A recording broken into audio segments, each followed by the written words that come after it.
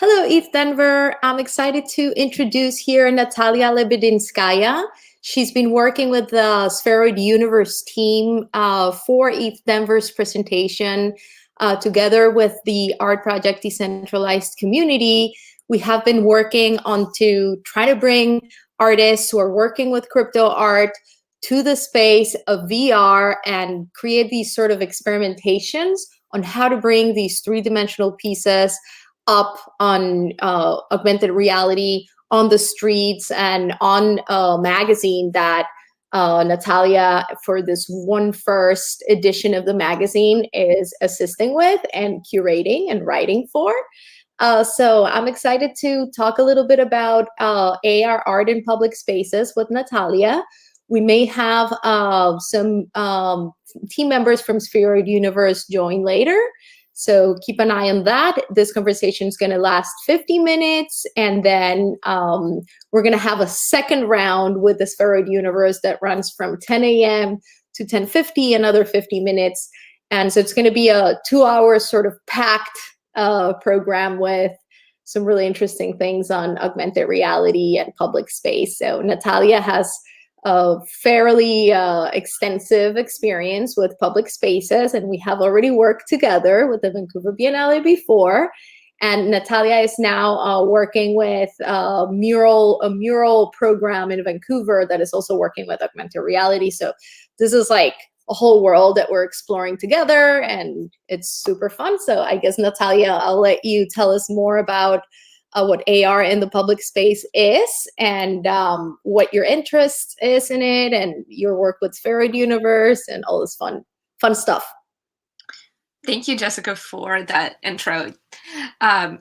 If any of you have read my little interview with Jessica in the AMA, it goes into a little bit more detail of where this conversation will be going, but I really want to take it quite informally because Jessica and I have been working together for a little bit over 2 years, actually, I think at this point, right, Jessica? Something like that. Mm-hmm. And really everything that I know about NFT and blockchain is as a result of Jessica's projects. As a curator, it's my great joy to learn about the world through my conversations with artists, and Jessica really has been kind of the guiding force for this part of that world. So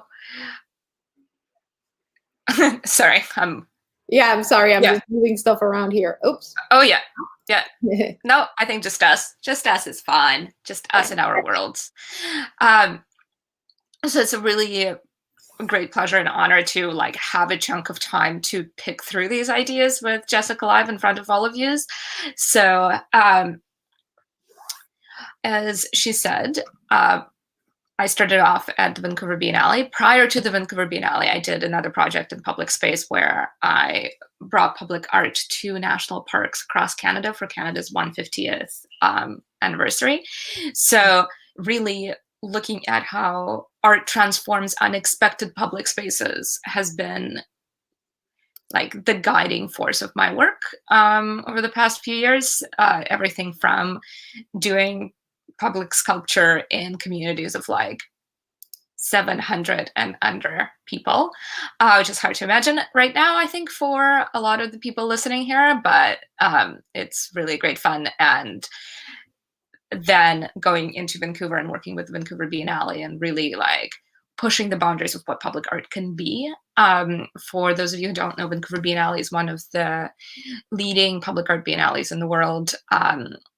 It's founded by Barry Mowat, who really realized the need for public art in Vancouver because it's a city that's really builds its image on like beautiful nature and mountains and things. And instead, there's been this kind of like lack of other representation in public space outside of that image. So Barry really led the charge on that for many, many years, and met Jessica and saw Jessica's work and realized that this is kind of the next phase of it. He realized that he could really bring tech into those conversations as well. So then I landed there, and then we saw a space under a bridge before there was a space under bridge, there was another bridge. And Jessica, maybe I'll get you to talk a little bit about the big unrealized project that came before the bridge. Sure, absolutely. Yeah. And then how the bridge happened. So anyways, if you want to go into a little bit of the Voxel Bridge history from your side, that'd be great. And then I'll talk a little bit more about my current work with the Vancouver Mural Festival and what we're doing with AR on that front. Yeah, I'm excited to share more. So what we see right now at the Makerspace is a kind of a display of different projects. So for those who are in the castle, you're going to see the main booth is the Makerspace sort of information center, but there are other smaller booths with different projects. So one of those projects is Spheroid Universe. Make sure that you go there, check it out, and learn a little bit about what they do. We have Andre with us, so I'm going to let him in. Hi, Andre. Welcome. Hi. Thank you. Andre is the CEO of Spheroid Universe. Yeah. Do you want to? Thanks for inviting me. Introduction? Yes, absolutely. Could you repeat? I didn't hear you. If you want to introduce yourself, introduce the project, Spheroid. Okay. Yeah, I'm Andrei Almashев. I'm CEO of Spheroid Universe. And Spheroid Universe is a project about augmented reality. And so the whole Earth is the place where we work. So we place augmented reality objects and help developers and users to create XR projects. And we develop some special software for these purposes. And we are happy to be invited in participating in Vancouver Biennale and Voxel Bridge project that we will help to visualize those incredible art and augmented features of that project. So yeah. Mm-hmm. Yeah, so I am showing here your website, Andre. So you're talking about the world. Can you tell us a little bit more about how Spheroid Universe is related to geolocations and how you have these parcels and how you're kind of using blockchain to sort of create these parcels? Yeah, we will talk in more details in the next our session about it, but I will give you the brief view about this. So what we do, we extend the idea of private property for augmented reality to augmented reality. And why do we need private property, and what's the purpose of dividing Earth on small pieces and making some kind of private property out of it? Well, because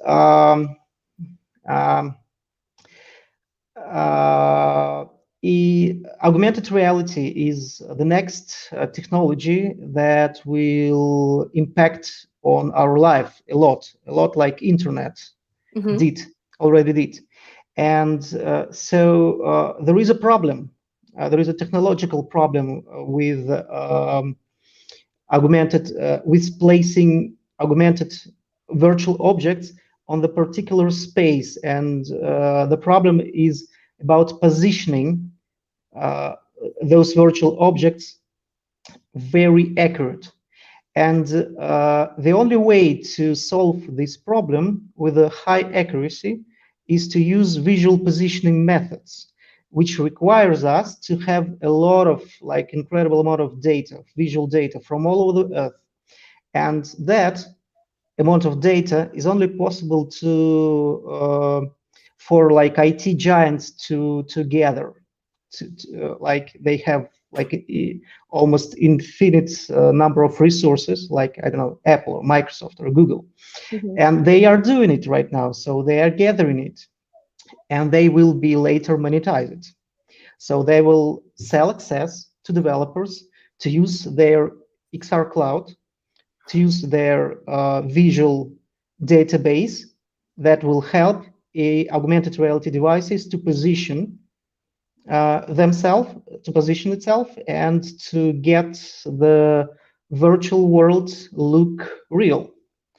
And the only way and so not any small company or any startup can compete with IT giants. And that was always the truth before blockchain era arrived. And why? Because blockchain let us not only unite many people from all over the world, but it lets us to reward people that work together on a project of gathering this data, and we use spaces as a reward for those who help project to gather this visual data. So that is kind of us creating an ecosystem that that will help all the developers from all over the world to create this XR cloud, this common visual database, and so they will be able to monetize it. Not like IT giants that always do it, but they will be able to monetize it. Also, regular people will be able to do so, because those like users of the software, like me and you or any other user. So those who help us crowdsource this data, who help us get these images from all over the world, will be part.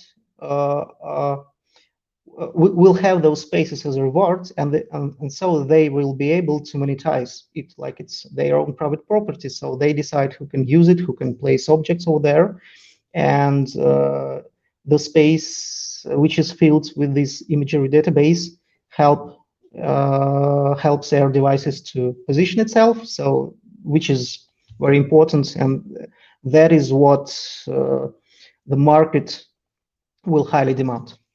So that is, in short, what we are developing. Very cool. Yeah. And it's really great, I think, for artists to be able to tap into such technology that you're building. And I think that's kind of what brings you to this conversation about augmented reality, art in public spaces.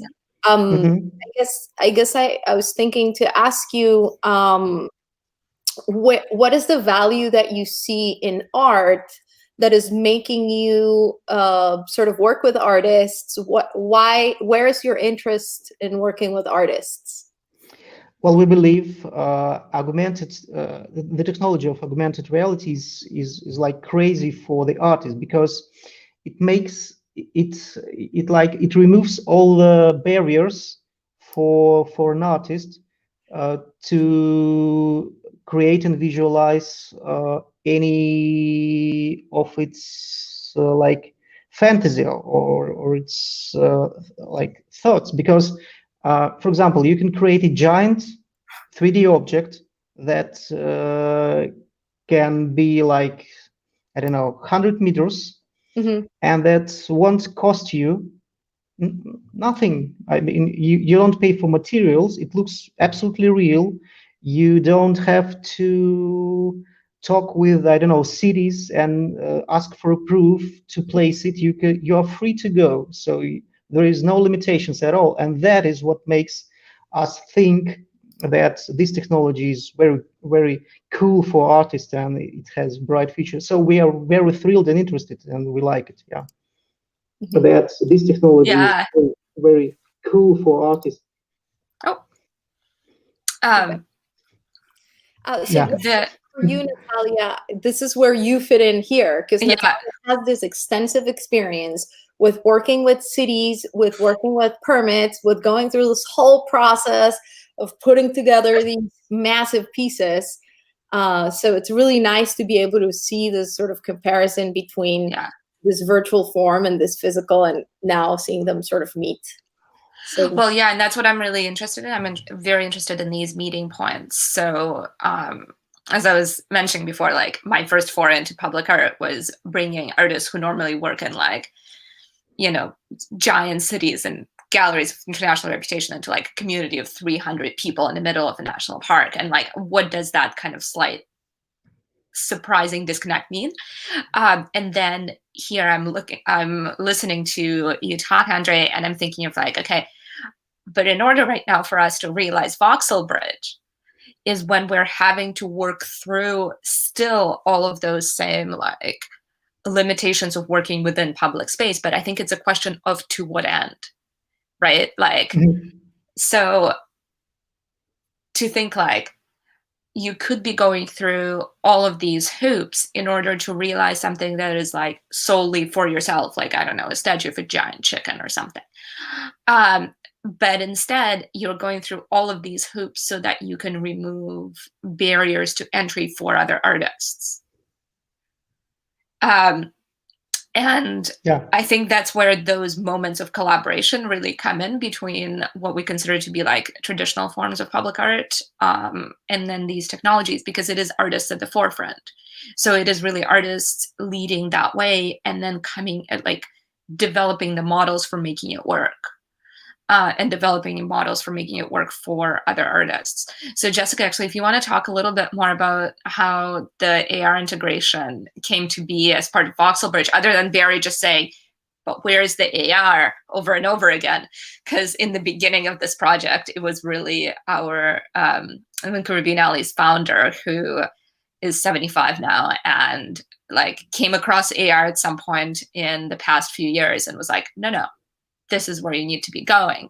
So when we suggested this space to Jessica, it was really, the AR integration was kind of part of the vision for it.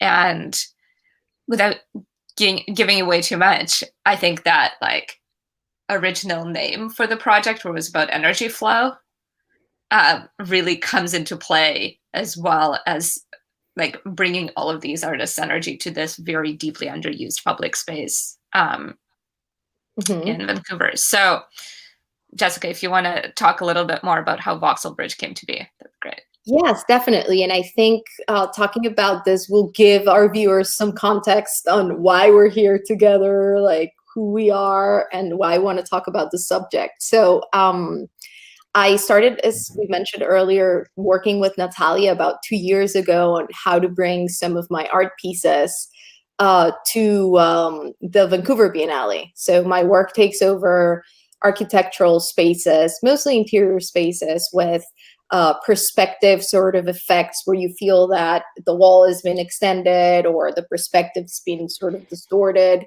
And this is done by, creating sort of designs of geometrical patterns and shapes on the walls and floors and ceilings. And we've been around kind of talking about what the perfect space for it is. I started first with another idea of doing an actual physical object on a park, and then it just like all morphed into, okay, let's just use this one space. And it was just revealing, just visiting that space, which is the south side of the Cambie Street Bridge. And so let me share what this is about. So as I was saying earlier, all the different booths or most of them at the makerspace in East Denver have a little bit to do with this one project. So this is like the mother project that's kind of the umbrella for a lot of the things that are happening in the makerspace today, which is like really interesting for me to be able, through my work, to collaborate with different teams. So right now, what we want to focus on is our collaboration with Andre and Spheroid Universe and Natalia. But this also has to do with the Kusama network. And the Kusama network is a blockchain that is the sort of cousin of Polkadot. And it's this network that has been created only for experimental and kind of wacky projects to sort of be deployed on Kusama. And then if they are successful and they work and everything is, kosher, you just like send it to Polkadot. So that's the purpose of this one blockchain. But it's kind of taken a life of its own. So we put together what you're seeing here right now. It's a proposal that we put together for the Kusama Network Council. So they work as this DAO. There's a council and there's a treasury, and they are working towards, you know, allocating these funds. So this is the way that I presented the proposal. So it is a collaboration between the Kusama Society, which is a group of people in the Kusama network who are working with bringing artists to the network, myself and the Vancouver Biennale, initially, but now we have Spheroid Universe as an integral part of the project. So it is at the south side of the Cambie Street Bridge. And you can see here the actual real location. And the initial approach here was to take over the bridge by just scanning the bridge with, it's called a Leica scanner, which is a survey scanner that is generally used for, you know, surveying bridges or large structures and seeing if everything is okay in terms of structural integrity. It's just like a laser that shoots from a center point to all the regions of the area, and it measures and it creates a 3D cloud map. So that's why this is like granulated or granular or dotted, because each dot has been kind of like a mini photograph. So we have this 3D model of the space that gave us an exact measurement of the bridge, and that was our starting point. And then once we did that, we were able to continue working with creating a design that goes on top of it, that represents in a way the space of, you know, connections, connectivity. This bridge also leads at the end to some building, a building that goes under the bridge, and it is the NEU, which is a facility that processes sewage water and turns it into heat for the city. So we're trying to make connections between energy and blockchain, and kind of like, what is this kind of flow? Because in my work, I'm also interested in parallel sort of patterns between things that may seem different, but at the end of the day, you're always going to see that the path of least resistance is the one that is going to win. And you see it in natural forms, you see it in organic forms, and when you see these patterns being created, you're always going to find the least resistance, and you're going to see that they relate. So when you would see the structures of, let's say, a motherboard, which is kind of what I was trying to get with these angles, they resemble other patterns. I don't know, like how tubes under the ground kind of work as well. So it's like seeing those visual patterns there. Once we had decided what let me share with you this video. It's pretty cool. Once we decided what the design would be, that would have to do with blocks, that would have to do with channels of flow of energy or information, all connected, we decided, okay, it would be really interesting to bring the Kusama network's data involved as a sort of dynamic flow that kind of takes over the space. Part of my reasoning on this idea, which is at the core of, you know, my process as an artist, and the reason why I'm interested in blockchain and sort of the internet and all these ideas, is because information is like a set of rules that are sort of kind of gluing together society in a certain time. If you think about information in the Middle Ages, well, it was a total different set of informational rules. So the concept of truth in that time was a very different concept of truth than the one we have right now. So information is like really substantial and important in society, but it also shows us how there's like this sort of fluid kind of motion within the way that we act, and information is what's giving us that the clue, right? But then at the same time, there are spaces. So with the idea of information in the Middle Ages, Europe is still Europe, and there were Middle Ages before, and now we have this modern society running in the same place. So physicalizations are sort of immutable in that sense, that the information flows on it, and then the physicality sort of like holds that flow, which is information. So the concept of physical and virtual, I see it connected to that idea. That physical is kind of like what we can touch, and it's like hard edge space. I call it hard edge space. And then information, I call it the dynamic space. And we think that these two things are different, but they really are not. And then I'm seeing in augmented reality and even virtual reality, the possibility of bringing that dynamic space, which is the space of information, to be seen and visible in the physical hard edge space, right? So that's where I see our collaboration with Spheroid Universe to sort of take that, conceptual relevance within my research. So with the Kusama network, let me get all the way back down to here.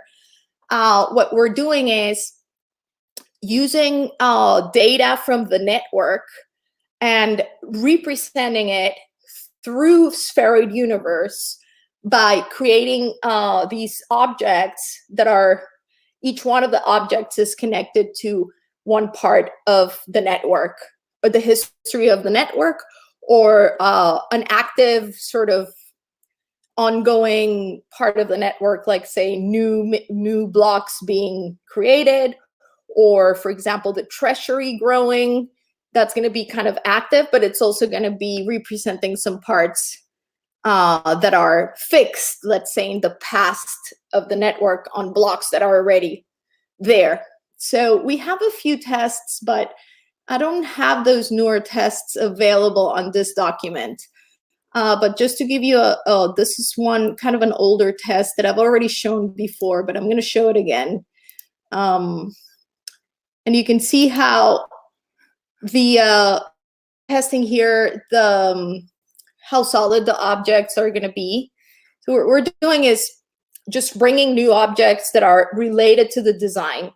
And these objects are going to be able to touch them on your screen and have information of what this one object will sort of resemble. So this one, for example, is going to be some of the validators in the network. So you'll be able to learn about the validators. We're just going to highlight 5 of them.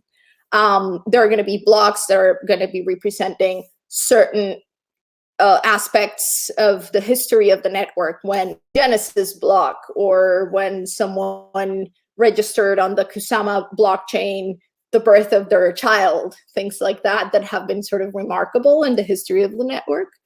And so, yeah, definitely using augmented reality is going to be, as Andre is saying, it's like basically the future of art, in the sense that you can create these things that would rather be impossible if it wasn't because there's this technology. And not just because, oh, I can build these objects without having to hammer pieces and put it together physically, which is also interesting, but because you really can do things that are impossible to do, like a floating object or an object that you can interact with that is going to give you more information, or, So yeah, so we have this. Maybe, I don't know if Andre wants to talk a little bit more about this, and I can pull some of the latest tests that we've been doing. Well, I'm just going to jump in for like a second before that, because when you were talking about the hard edge space and the information filling this hard edge space, and like Europe is still Europe, it reminded me a lot about like work that has been going on about questions of memory in public space, and generally like questions of kind of like soft information that inhabits public space, that the hard information often is used to either erase or make invisible, or like just kind of layer over into the point of kind of a form of collective gaslighting, or that didn't happen here. And how I think AR and technology is actually overlaying something that is already in the cities. Like, it is already in those places where, even though it seems like, okay, you know, those buildings are there, those histories are there, and then you're putting something else into it. But I think what you're putting it into it is a much more complex container, if that makes sense.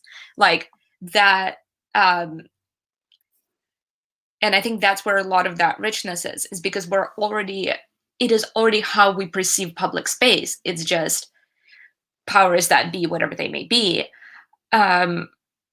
spend a lot of time making it appear as if it's a hard edge space.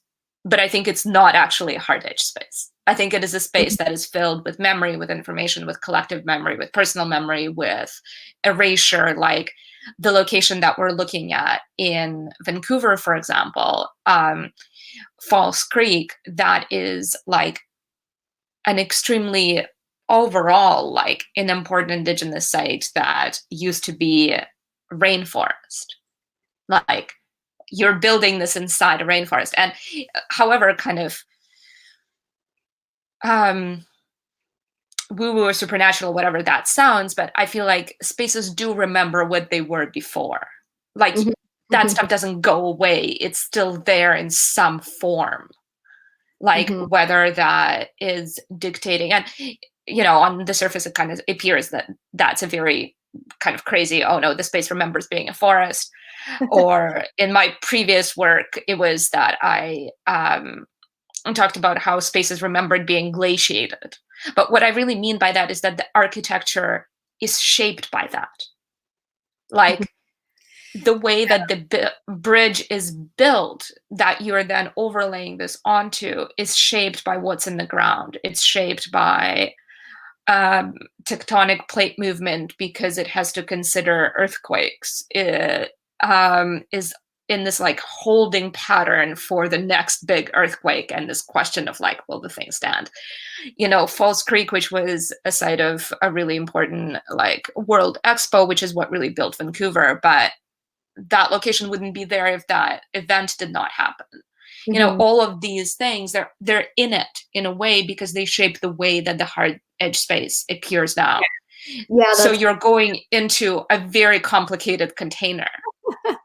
Yeah, definitely. I think we're talking about the same thing here. And going back to augmented reality, I don't know, Andre, if you've seen or who did this. I've seen it somewhere in social media. It's an augmented reality piece that it just like goes on cities and it shows a video of the past that matches exactly the place. So it's like, say, I don't know, in Paris by the Eiffel Tower, and it's a really old 1900s building, and the app overimposed the old video on the actual setting, so you can see like both things happening. Do you know what I'm talking about, Andre? You're muted. Hold on. Yeah, I saw several examples of those. There are several apps on the market and several demos. It's quite incredible. I was always wondering what is the place where I live was looked before, and so in fact, some time ago, some city managers built some small desk on the street and placed some photos, which was like crazy because it's like now I'm living in the city, but just 50 or 60 years ago there was a village and the river, and it doesn't look anything at all like it is now. And so, but there are just several photos of the environments. It is very interesting to see more, to see it in details, to see it in three-dimensional view, and that is what augmented reality and virtual reality can deliver with a very the very realistic way because yes, today and again, yes, today we observe this extended reality with mostly with our mobile devices that, yeah, again, they become bigger and bigger, but they're still like some screen on your hand. But in just a few years, so experts believe that there will be smart glasses, wearable smart glasses, that they and those smart glasses will be like powerful enough and cheap enough to become like a mass market product. And that is when this progress about virtualizing the world, about creating digital worlds, will go even faster. And that is really exciting because we see a lot of people and a lot of projects from all over the world creating exciting projects, and many different ideas are coming to augmented reality. And this technology is really powerful to visualize it. Yes, yes.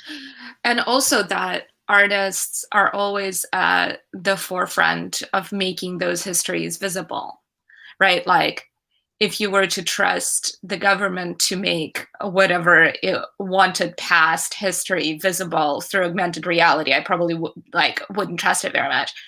Or maybe Andre, because we're all from the same place. That Yeah. I'm like, I don't know if that's kind of what I want to see, but I do want to see what artists do with it, because and kind of being on blockchain and being able to own that space. So I'm gonna like mention the VMF project a little bit, and then Jessica, we can go back to your practice, because it's like a direct link, which is that through Vancouver Mural Festival, we're doing an augmented reality. We call it a festival, but it's really just a series of installations. It's like an experience. Oh, what is the VMF? Can you contact Vancouver Mural Festival. That's what it stands for. Yeah. Oh, got it. We're just, because we're doing fewer murals and more like of those like public art experiences, we're really kind of shortening it to VMF at this point. But so the Winter Arts Festival, one of the groups that we've collaborated with is the IM4 lab that, Jessica, you are familiar from the hashtag Art Project 2020 from the series, which is a lab out of Emily Carr that's focused on translating indigenous storytelling into XR. So like different understandings of space, different understandings of time, and how that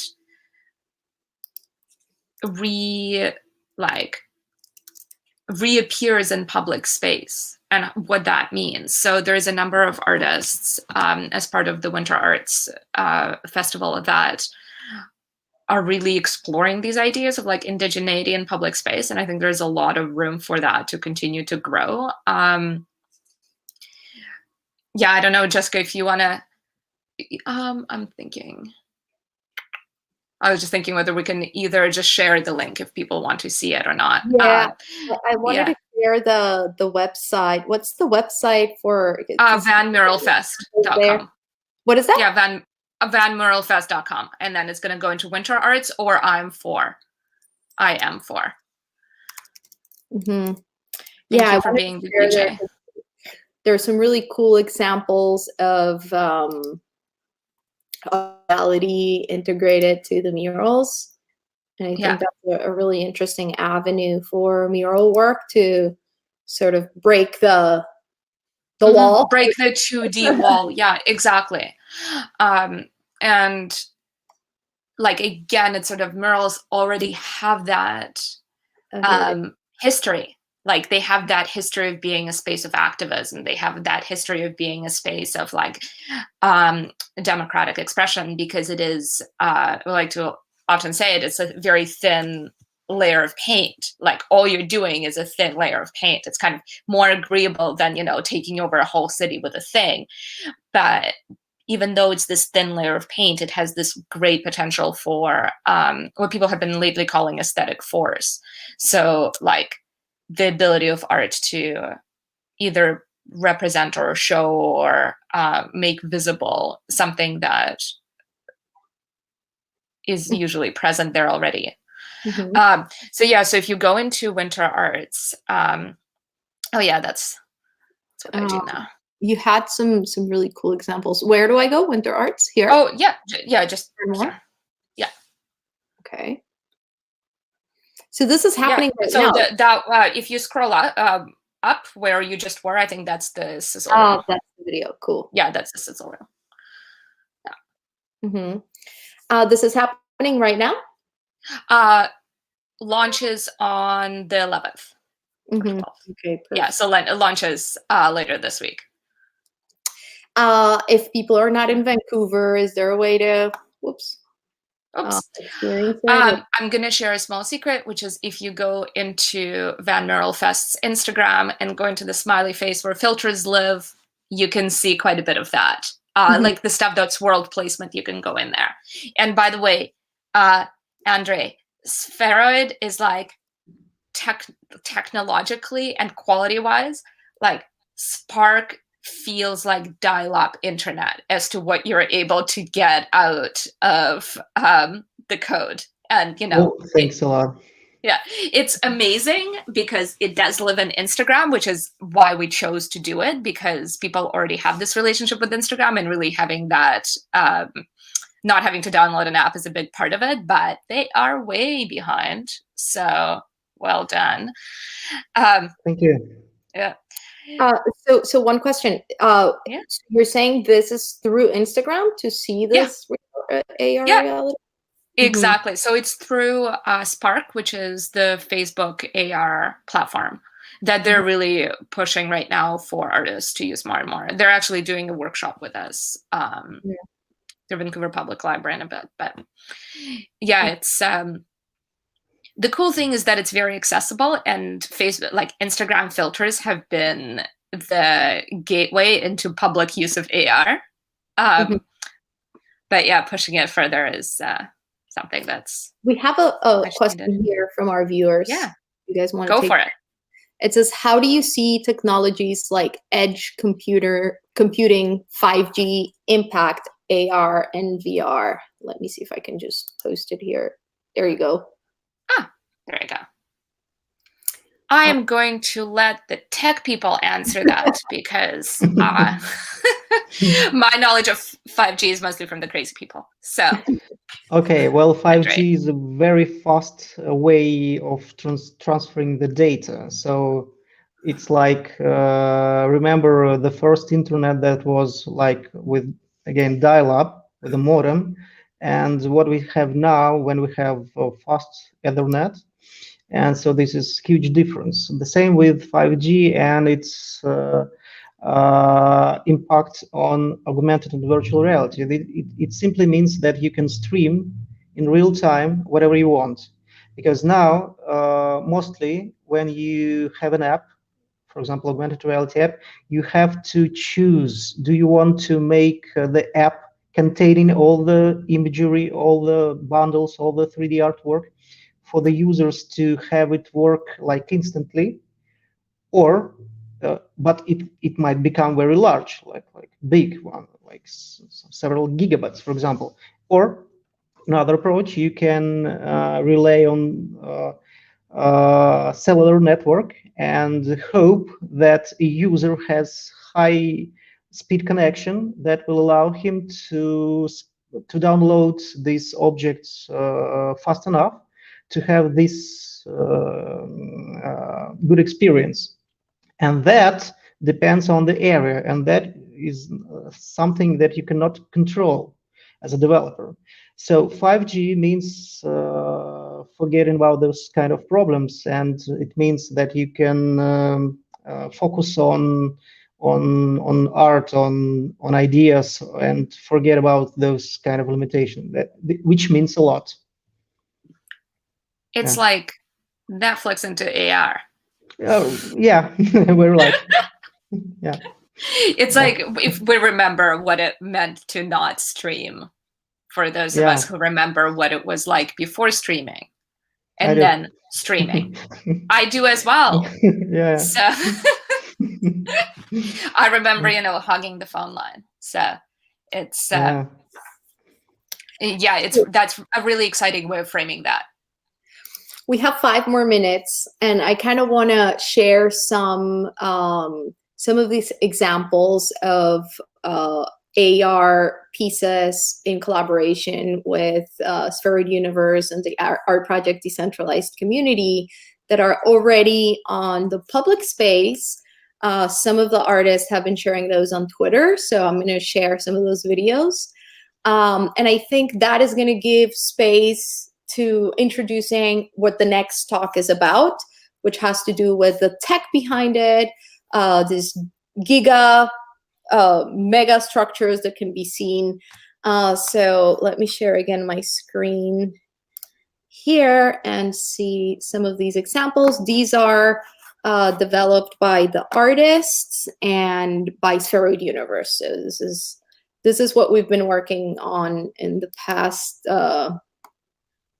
Let's see, play. I just realized that this is an extra excitement layer for travel when we are allowed to travel again. That you can be like, what are the museums? What are the parks? What's the cool AR? It's really awesome. It's really, it almost feels like in the space, huh? Yeah, that's gorgeous. Those textures, Andre, what? How?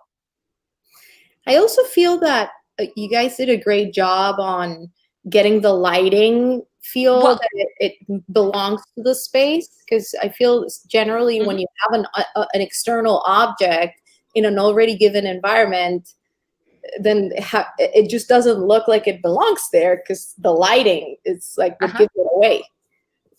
But I'm guessing the next talk is going to go into the tech bit of how this is possible, but that is, as a daughter of programmers and mathematicians, that's wild. That's amazing. We've made some upgrades over the regular instruments, so it makes us, it makes possible to create such things. Yeah, the textures is just amazing. Thanks. We could share potentially another example. We have a few more minutes. And if anybody has questions, any of our viewers, happy to take them. We have a few more minutes here. And then if you're at Gamer Jibe at ETH Denver, happy to talk to you there as well. So let me share this other piece. Oh yeah, and if people want to find me, just ask Jessica and she'll let you know. Actually, we're doing a VMF panel as well tomorrow morning about like some of this stuff and the work that we've been doing in the pandemic. If people are interested, it's around the same time. They can just ask Jessica and I'll get her a link to register. Yeah. This piece is located in Denver, in front of the Denver Museum. So for those of you who are in Denver, make sure you check that out. And come see. Again, that texture is just nuts. Yes, this is beautiful. Yeah. Okay, so do you, Andre, do you want to add any final remarks regarding art in the public space using augmented reality? Anything that you think will yes, there are several themes that we want to talk about, and one of the important ones is about artists to place those objects. How do they? What kind of methods can they use? What kind of limitations technology has at this moment, and what is our way to solve these problems? And that is what we are going to tell in details just in like 10 or 15 minutes. We will start. And so there is a lot of information we are going to share, and there are some my colleagues that have some deep discussion that will have some deep discussion about it. So I think it would, for those who are interested in those topics, you are welcome to join us on our next meeting. that will happen For just in those several of minutes. you who are watching us on Twitch, the next talk is going to continue on Twitch. If you're watching us on YouTube, this YouTube is going to end, but just go to Art Project Decentralized and check for the next one. And we have one last question that came in that I think maybe you want to answer, Andre. Kilo Gold is asking, have you encountered a shortage on technical expertise? I hear much talk about artists, but I don't hear much about developers. I'm looking forward to visiting. As an engineer, I wish to develop similar things with next level complexity, but not sure who to connect with these topics. So, well, that's a great question. Yes, go for it. And you will definitely meet those guys on our next meeting. So there will be CTO of Spheroid Universe, who is in charge of developing our programming language that is used to create apps for augmented reality within the Spheroid Universe ecosystem. And there will be computer vision experts that will describe some additional details about the technology. And so they will be there, and you will be able, and you are welcome to ask any questions you are interested in. Okay, wonderful. Well, this was fun. Thank you, Natalia. Thank you, Andre, for joining us. Thank you. Always a pleasure to talk to you, Jessica. Gold will see you in the next ones. Stay put. Yeah. Go check out All right. Bye. Bye.